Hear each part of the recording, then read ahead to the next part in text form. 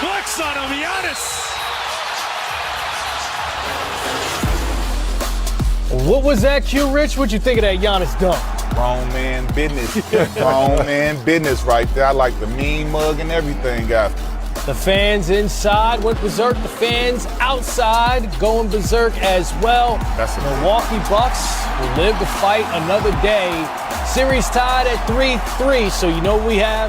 The best two words in basketball. Game 7. Welcome to Playoff Central Live, presented by AT&T 5G. Chris Miles here with 3D and Q Rich. And like we just said, a great performance by Giannis, but Chris Middleton really stepping up. He didn't have any shot attempts in the first quarter. And then from there, well, the winning performance is fueled by Gatorade, and it was Chris Middleton putting in a new playoff career high, 38 points. 5 3-pointers made. You look at the field goal attempts, none in the first quarter. Took 8 shots, very aggressive in the second quarter, and that's where Q Rich, the Bucks took control early there. Now, this was an efficient game. Like 16 shots to get 38 points. That's getting it done in a major way right there. And didn't like you said, didn't even shoot in the first quarter. Chris Middleton, he brought his work hat tonight. He went to work. And you see the 5 threes, 5 assists, 10 rebounds, 38 points, 5 steals. 5 huge steals, but what I enjoyed, guys, was the patience. And Chris, you and I were watching the game. You said, wait a minute, Chris Middleton's not taking any shots. I said, that's okay. I said, they're flowing, they're winning, they're playing solid defense. And then that second quarter kicked in, and that's when he put his imprint in the game. And when you look at the stat sheet, he, along with Giannis and Jrue Holiday, they all took the bulk of the shots tonight. Yeah. They wanted to make sure we get to a game 7. Defensively, we saw Giannis, you saw Holiday, you saw the committee of defense on KD, even though he had a still solid night. But it wasn't that night where you said, okay, he's taking over this ball game and trying to win it on the road. Something very interesting about Giannis's approach. The 30 and 17, that's right on his averages for this series, but 0 3-point attempts. Right. That was the first half in the playoffs in which he didn't take a 3-point shot, didn't take one the entire game.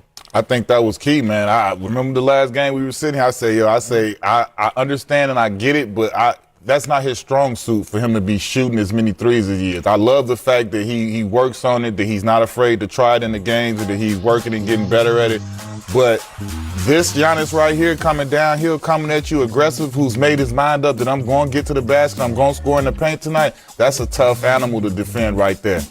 Huge, Chris. I like the 6 of 10 from the free throw line. To your point now, if you're shooting less threes, Q, you're driving, you're attacking the Nets defense, you're getting people in foul trouble. The point you made earlier about Ben Simmons, the same thing. It's the same. It's the same argument.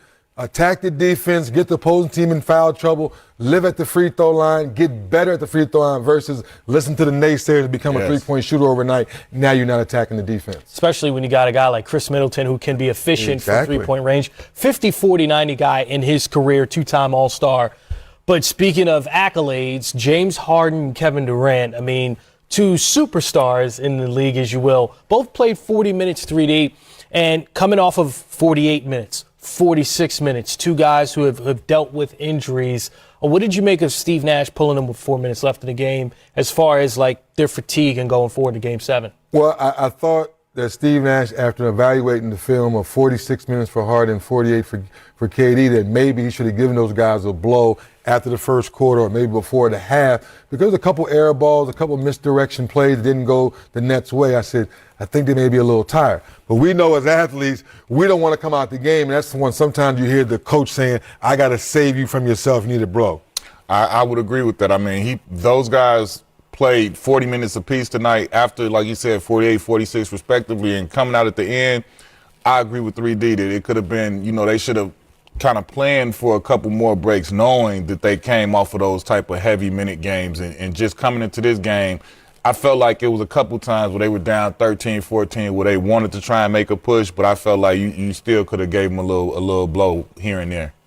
Brooklyn Nets still looking to reach the conference finals for the first time since they went back-to-back years with Jason Kidd, K. Martin, all those guys in 2002, 2003.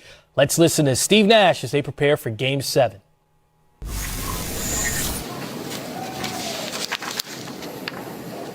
Greg, you're on mute. Yeah, Dave, in the fourth quarter, you were within, I think, 5 points, and they put together that 18-2 run. It was kind of similar to the 2 regular season losses here. How much did the kind of one-dimensional offense at that point feed into that breakdown? Yeah, I definitely think it was a part of it. We weren't well tonight offensively. Out of rhythm, out of sync. We definitely didn't play the way we wanted to play, the way we planned to play, and I would say that for the entire game. We had a couple stretches where we played okay, but really didn't play the way we wanted to play offensively. Defensively, we weren't great either, but not a disaster. But just not a great game from us. We just didn't have our best stuff tonight, and we got a Game 7 on our home floor. Ryan Lewis with the New York Post. Hey, Steve. Obviously, you were in contact in the fourth quarter, but considering you knew how desperate this team was going to be, facing elimination at home, I mean, in your mind, do you feel you kind of gave this one away really early from the start, giving them that big lead? Well, it didn't hurt to have a tough start, for sure. It's a common theme here. We've given up tough starts. We've clawed back in, but haven't, had enough. And frankly, haven't played well here.